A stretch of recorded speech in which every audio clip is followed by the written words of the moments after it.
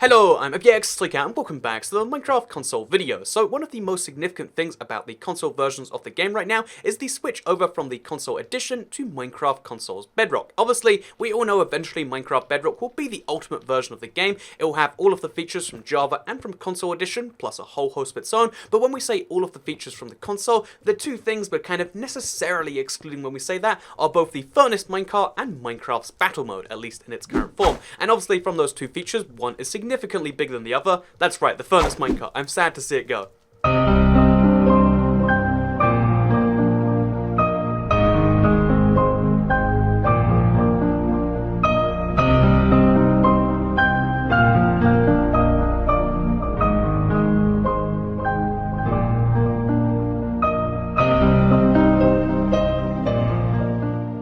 But yeah, so Battle Mode is obviously the bigger of the two features. It's the one you most likely care a little bit more about. And let's talk about Battle Mode and one, why it can't come, and two, what the best way to memorialize it is, what the best way to immortalize it is, because I think I'm showing you it right now in front of you. Because this is Minecraft Bedrock, but yeah, it is a Minecraft Console Edition Battle Mode map. And I think doing something like this, whether in survival, whether in creative, whether doing some magic or whatever, is one of the best ways to remember Battle Mode, because Battle Mode was all about like these maps in some way. The fact that there were just a fixed number of maps, whether DLC or not, this was a DLC one that I'm particularly fond of, just because I used to hate it and now I find it okay, and to me that's like just as good as liking something. But yeah, basically I wanted to talk about how you can immortalize battle, because I feel like the best way is to make one of those maps in your world, and that's why I have right here, again, a map from Battle Mode here in Minecraft Bedrock, because rebuilding a map like this from scratch, trying to do a recreation, is something that most people don't ever officially do. So first of all, actually, before we go too deep into talking about this, let's just first of all explain Minecraft Battle Mode, just in case somehow you have no idea what that is, by showing you some gameplay of me playing on Temple in Minecraft Battle. It's all about fighting, it's all about killing each other,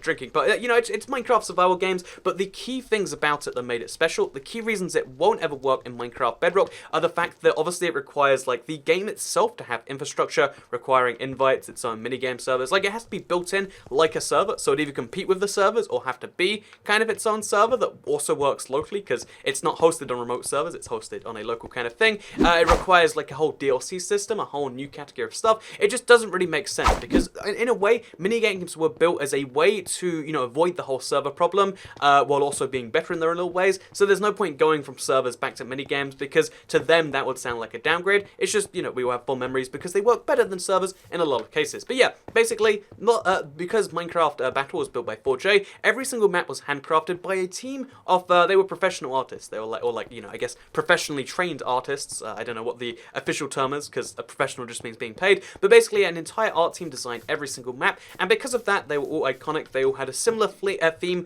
flow, they had map design, they had a bunch of stuff that Minecraft survival game maps on servers just don't have, because they're designed by, one person who just has a cool idea. These were designed by a team of people, all with a collective goal to have the same kind of theme of an inner ring and outer ring. It worked a lot like, like a Halo multiplayer map or something like that, and because of that, there was a real beauty in these maps. There's something about every one of these maps that you'll remember distinctly, whether you like the map or dislike the map. Again, I hated this map, when I first played it, all the way back at the pre-release beta event, and then when it first came out, I was like, please never vote for Temple. But nowadays, it's one of my more favored maps. Just over time, it grew on me, and there's something about that, the special connection you grow over time with a multiplayer map in any game, that I feel like I feel like the cool thing about Minecraft is because it was a Minecraft multiplayer map, instead of building a copy of it, instead of building something inspired by it, what you can actually do in your Minecraft Bedrock world is make an exact copy. So that's what we have right here today. I'd love to tell you I did this in survival. It's obviously although what I actually did was kind of complex, because it was a Wii U world which got converted over to the 360. I downloaded that 360 world, converted that 360 world to the Xbox One, converted the Xbox One world into Bedrock, and then copied a part of that Xbox One world, because I've only got the Temple here,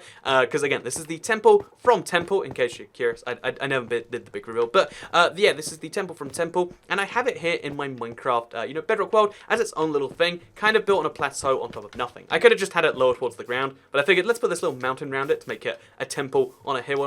It looks beautiful. It's one of the things, in my opinion, that is wonderful about this, but it is also, again, a testament to Minecraft Console Edition. Doing something like this is really great, because it's not just, again, if you want to make a recreation of something else you find wonderful, you don't just get to, you make something inspired inspired by it. In this case, you can copy it block by block, and most people never attempt something like that. And although you might think it's boring on the surface, the truth is like you really start to appreciate where all the blocks are placed, you really start to learn more about the whole thing, and personally to me at least, it's so satisfying when you perfectly do something like this. And the big problem with trying to recreate most things is like, oh yeah, well, getting the resources takes way more time than the building, but the great thing about these maps, whether intentionally or unintentionally, there's only two things that are hard to get, one of which is like 2 diamond blocks, or I think there's 3 or 4, but you need a few diamond blocks to make it, so use prismarine or use like blue wool. You don't have to use diamonds for this, and the only other thing that was impossible to get before this update was these skeleton skulls. So now we have the aquatic update on the console Bedrock, and I guess Bedrock as a whole, because it's all one platform.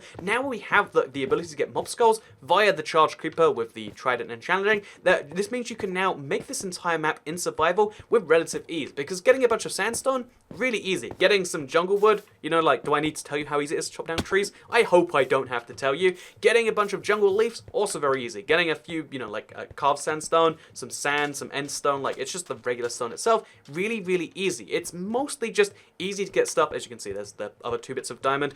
Making a beacon, it's only a level 1 beacon. All of this stuff is really, really easy, but the combined effect is something that when people see it, again, when you first saw this world, if you've played any amount of Minecraft console battle, then this should have taken you right back. And if you have this in your survival world, remixed in some way, again, I've got it in the lamest way possible. You could argue that it's just like, oh, there's just flat land around it. If this is surrounded by the world you find wonderful in some way, then you can actually have it be much more significant. But even, again, from here, looking over at the temple, there's just something special about that. And given that if you want to play Minecraft console battle, it's going to get harder over time because it's only multiplayer. You can only check out the maps in multiplayer, so you need to have a console with, a Minecraft console edition on it, which, again, is going to be harder and harder as time goes on. Like, in 5 years' time, will you have a 360 and will other people be playing it on 360? Probably not. You need to have 2 controllers, or you need to play with someone online. So you need a friend that wants to play it with you, or you need a second controller. And who has friends and who can afford controllers? You know, like not necessarily easy stuff. And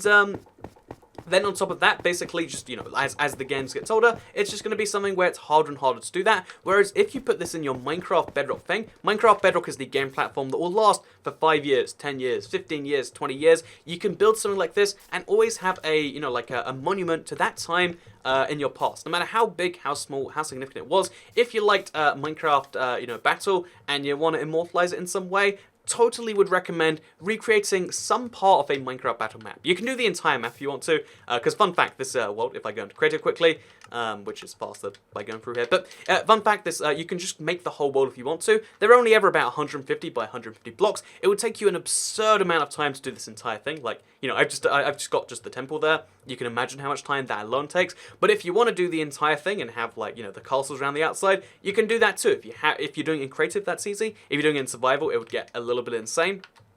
But yeah, trying to recreate something in the modern world, remixing something that you love is a great way to kind of extend its lifespan, because just because there's not going to be any more battle maps, just because there's not going to be, any active player battle, it doesn't mean it has to be forgone. It means it can live on in its own little memorials, I guess, and you can make stuff like this happen in your world, and I would totally recommend it. And yeah, the reason I was inspired to do this was just because I realized, like, my Minecraft, I made a lobby, the old lobby in my Minecraft 360 world, and even though the old lobby's only been gone for like a year, when I see it, it still hits me with nostalgia, and it still makes me very glad that I've done it. Of all the things I've made in Minecraft, some of them make me go, why did I attempt this? Some of them make me go, oh my god, that was fun to make, and some of them, like that build, just hit me with nostalgia, and remind me of the good times we had with Battle, because, again, Battle, great thing.